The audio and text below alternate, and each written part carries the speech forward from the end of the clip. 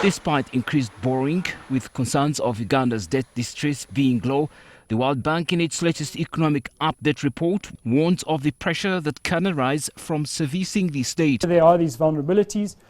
You find that debt has had a steep upward trajectory over the last 5 years, and then expected to exceed 50% of GDP in nominal terms, and then move towards 60% of GDP by FY23.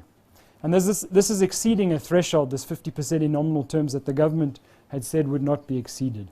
There's also risks to debt sustainability, slower growth. There's obviously the COVID crisis is ongoing. We're moving into an election period. Together with this comes growing external risks coupled with slowed growth, loss of jobs among others. For any steps taken to stem economic shocks due to COVID-19, fiscal discipline is critical. You know, the problem in Uganda, including the household, is that we spend everything, including government, we spend everything to zero.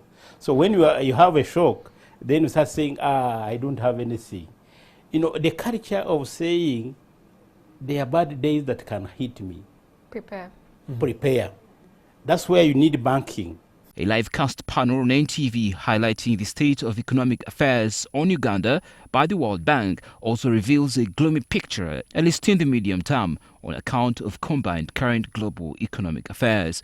Today's launch should answer two important questions. First, how is COVID-19 affecting Uganda's economy, and what are the prospects for recovery? And second, as many people around the world are turning over to digital services such as shopping, mobile money, government e-services and so on, what's happening in Uganda's digital economy and what is its potential to contribute to the recovery? We've seen a shift in the number of transactions done in the banking hall to transactions done on our online platforms, and that consistently. In fact, that shift has been heightened during the lockdown and the pandemic. There's consensus that more investments in the digital economy could help cushion the country against shocks and spur growth, at least in key sectors of the economy. So as a government, we've also now gotten into the space of building communications infrastructure, which will then be given out to the private sector to use